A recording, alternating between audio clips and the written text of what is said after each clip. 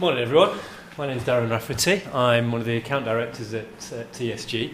I'm this morning going to talk to you, hopefully take away some of the noise around cloud that we all hear.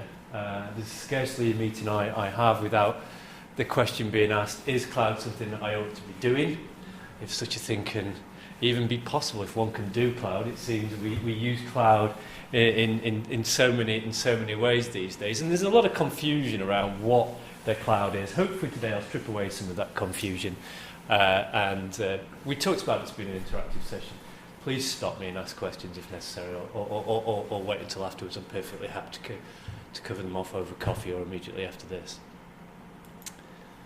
So people spend a lot of time thinking about what cloud is, and you can get bogged down with what it actually is. But I think this is as useful a summary as I've actually seen. It's probably worth drawing some of these terms out and looking at them kind of on a phrase level, if you like. A pool of internet-based resources.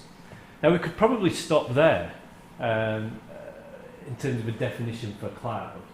All it simply is a shared platform, if you like, of resources that allow us, the users, to access our software and services. By services, I might actually mean some of those storage or file sharing services from typically a web browser, or really as a user, you probably shouldn't notice any difference from using it if it was on-premise, which is essentially the opposite of in the cloud. So in simple terms, it's a set of shared resources based in the internet. What is it? Well, it's very much a choice. You could be forgiven for thinking that the only show in town really is cloud. That's not the case. Still a large, probably the majority of solutions that we as TSG and the industry at large deploys is on-premise. So it is a choice. Undoubtedly the direction of travel is towards the cloud, but it's something that should be taken almost on an application by application basis, this type of decision. So in the same way that your server's based locally, or even your laptop itself is a platform for software, so too is the cloud a platform for that software and those services. It's really nothing more than that. I've got a slide later which charts really internet usage and cloud-based applications since some of their early inceptions. It goes back to the early 90s. It's certainly not new. What is new, perhaps, or more recent, is the momentum that's built behind it. And that's true both in how we consume IT and, as perhaps you've picked up from some of the previous presentations, how we build and deploy IT. So much more now it's an agile way of creating software and of deploying it. So the days of that siege deployment of a large bespoke piece of software are still there, but they're very much reduced. Now clients are taking a best fit approach, if you like. How can I change my systems internally, my business processes, to meet some of that software rather than trying to force it the other way? And we're seeing a kind of coming together to get the efficiencies that we're talking about earlier, that economies of scale deliver. Definitely changing the way we consume IT. More and more now we're billing and paying for our IT services on a per user, per month basis, a subscription model. That suits the clients. It suits often the developers. We've got a much more constant revenue stream, if you like, and from a user perspective it allows you to scale up and down as your organisational requirements demand. I mentioned it's not you, we're all using the cloud in one way or other. If you're using internet banking or what used to be MSN, or we're all using those services. We probably don't even think of them as cloud-based anymore, and that's the point really. We shouldn't get too bogged down with the fact that some of these things are in the cloud, and increasingly it will become seamless as to where those services are being delivered from. It's full of jargon. All IT is. I think cloud is probably, of all the areas, one that probably has more than others, or certainly as many as the other areas of IT. So things like infrastructure to service, software as a service, co-location, hosting, These are all terms that actually it would benefit us in knowing a little bit about, because that knowledge is definitely going to allow you to remove some of the obfuscation that's in the marketplace. But we shouldn't, again, be fearful of it. There's certainly a lot of buzzwords in there. I mentioned how we're going more and more these days for a near-fit approach with software. So that's what cloud is. Let's have a look at what cloud isn't, perhaps almost as importantly. Cloud is not one thing. It's a generic term, that's for sure. It's an umbrella term for a shared set of resources on the internet, but it breaks down into three main areas, really.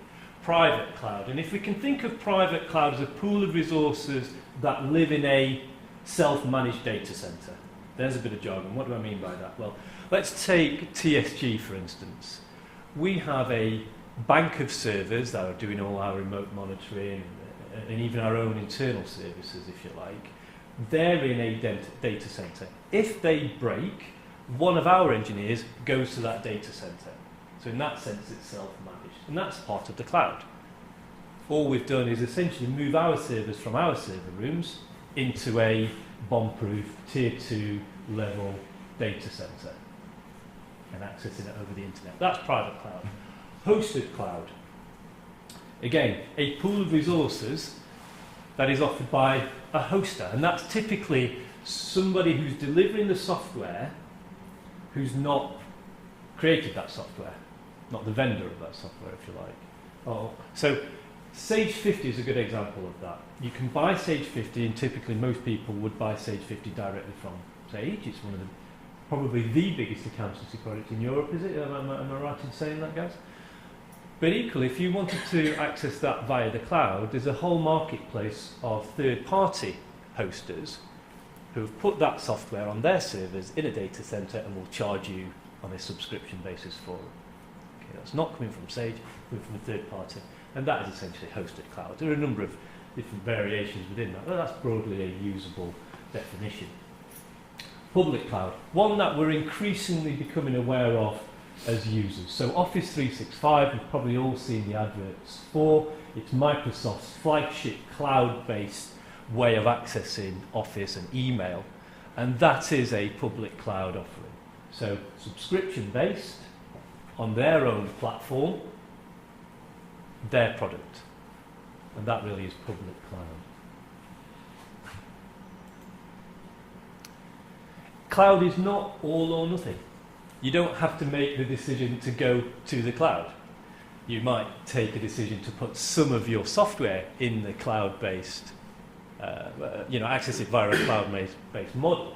But you certainly don't have to choose between having on-premise completely and in the cloud completely. More and more we're seeing businesses and organisations saying, well, I might want to take my email away from localised servers and put that on a public cloud basis, but actually I still want to keep hold of my account data or my customer records.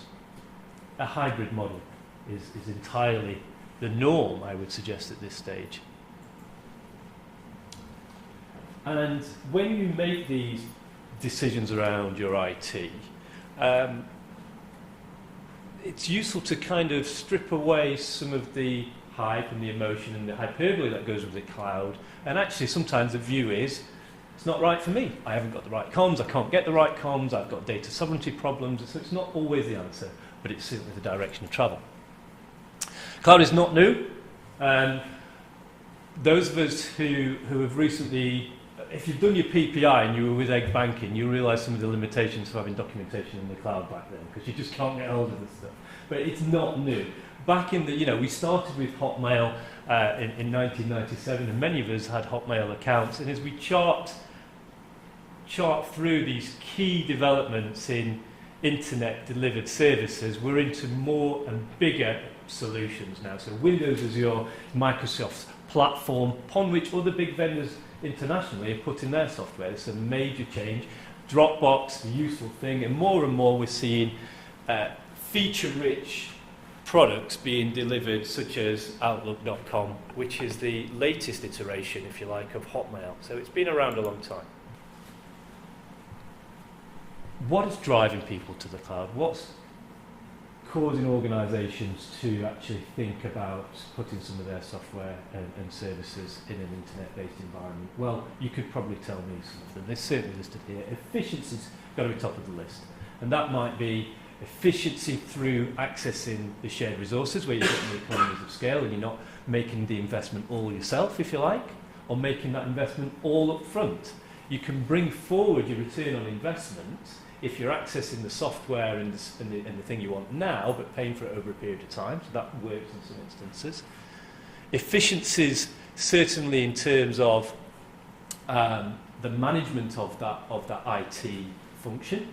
If you're not having to change a tape every night in simple terms, or refresh that server loop every 4 or 5 years, undoubtedly, if you've done the maths right, there's a return on investment potentially there. And there's a little thing up on my next slide about doing the maths, because it's not necessarily cheaper to put your IT resources in the cloud.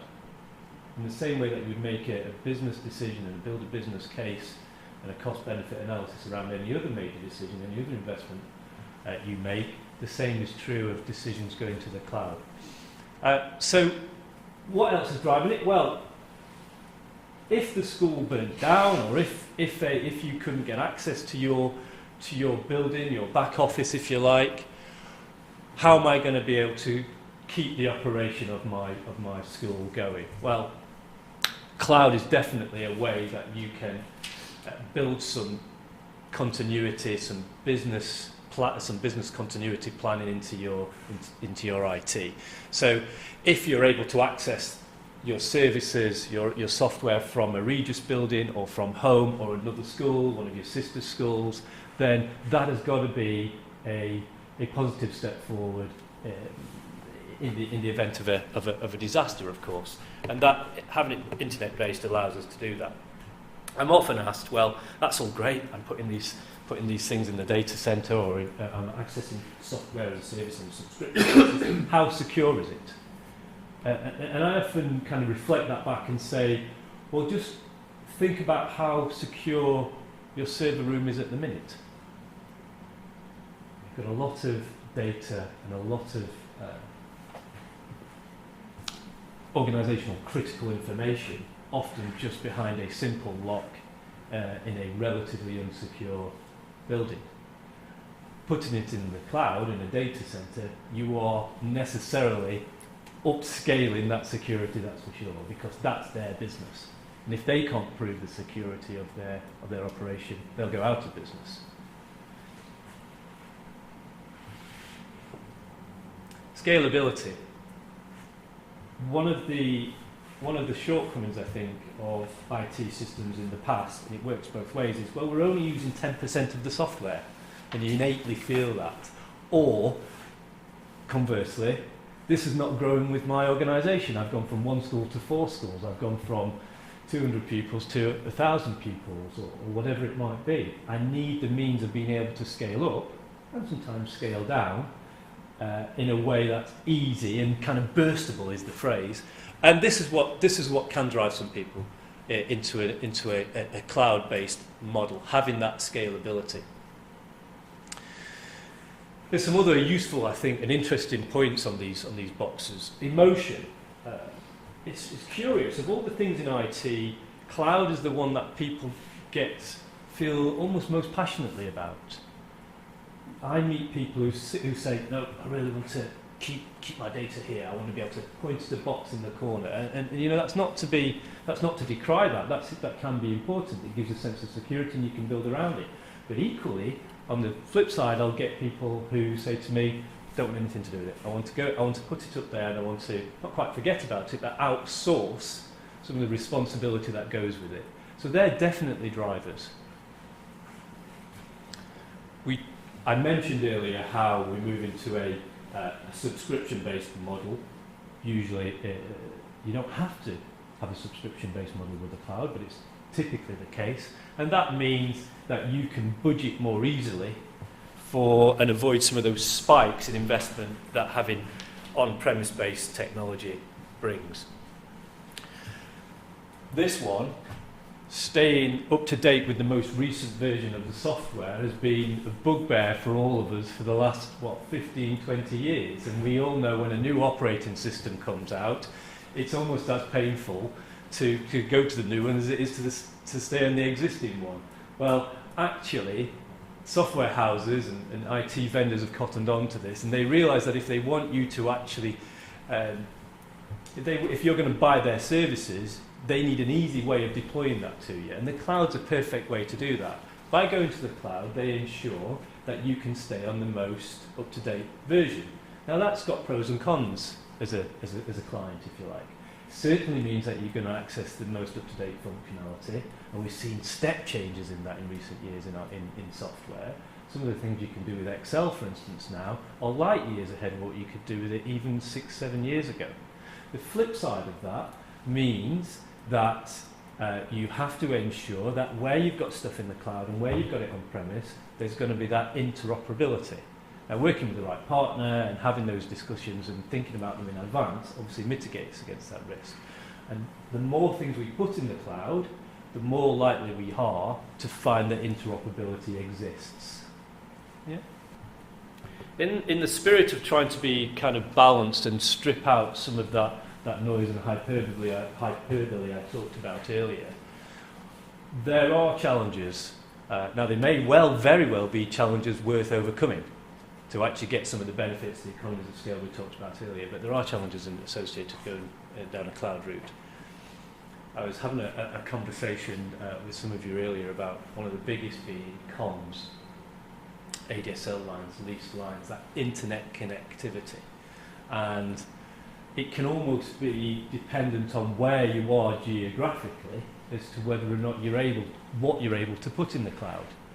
And that's a challenge that we all face. Actually, Britain's getting better at it, but we all recognise we're probably a little bit behind the curve there. What we're finding is where you might have made investments and put management focus previously on your on-premise IT, the actual infrastructure, the hardware, now that focus goes to the comms.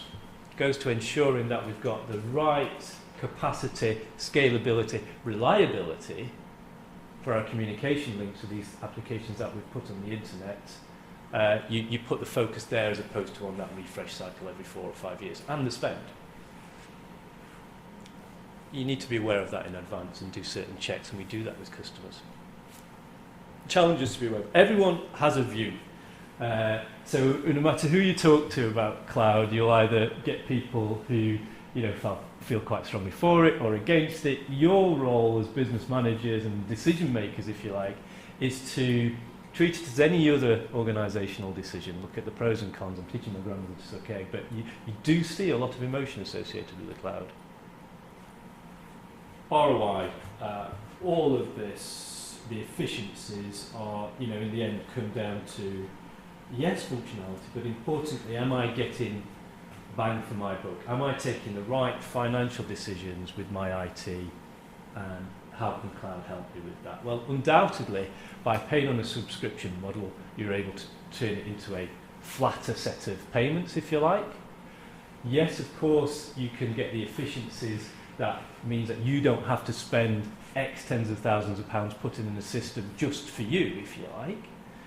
The flip side of that is we've got to make sure we're factoring in things like how much it costs to put in the comms links, how much it costs to ensure that actually we've chosen the right partner. If we're putting all our eggs in an internet basket, let's make sure that that's a reputable basket. Because there are services out there that you can buy, for instance, for internet-based storage, that are relatively cheap. But is that where you want your critical data? So treat it as any other business decision in terms of an ROI model.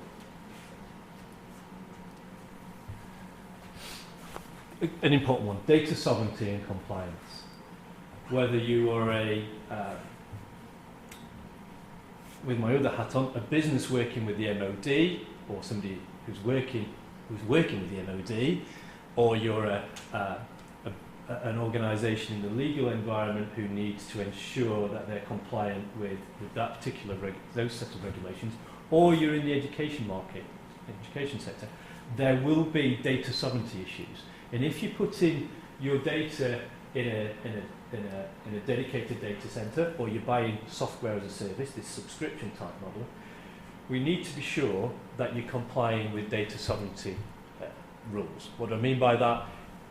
It might be that your data has to be held in the UK, and only in the UK. And the nature of data centers is that they will typically, in the event of failure here, trip over to a secondary data center. Now that might also be in the UK, but there's usually a third one. And they reserve the right to almost have that anywhere in the world. If we take Microsoft as an example, there's one in Ireland, there's one in the UK, there's one in Ireland, and then it goes to Amsterdam. And after that, it goes to a series of lorries, which are, they can be anywhere in the world. And that's their business continuity planning. They've done that on purpose. But if you're governed by legislation or rules and guidelines that say you can't have your data anywhere other than solely the UK, then that's probably going to rule out some of those models we looked at earlier, some of those variants we talked about when we looked at differences between areas of the cloud. So I've talked about customization, I've talked about data, I haven't talked about customization other than to say there's this trade-off between having exactly what you want, you can usually tailor it, but having exactly what you want, and taking some of that best practice software that's been developed for the wider marketplace, if you like. Key takeaways, as the Americans say. Stuff to think about. It is undoubtedly the way things are going.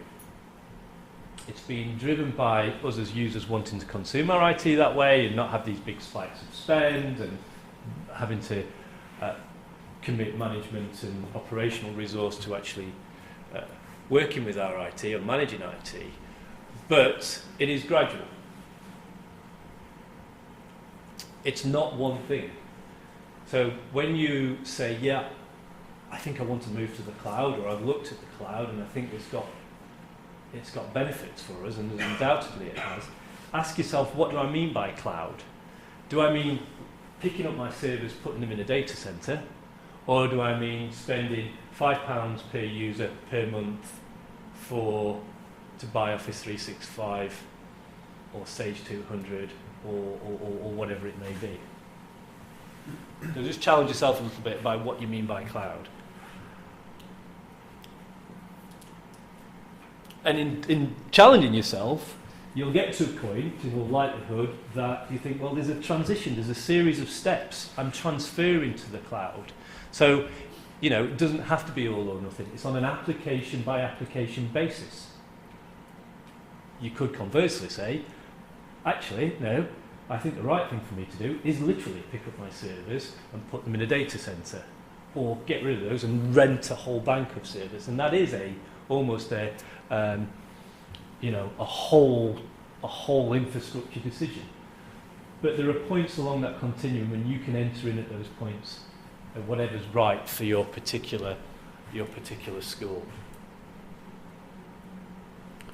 I expect this stuff I've talked about today, and in a sense, I hope lots of you are sat there thinking, well, this guy's telling me stuff I already know. Good news.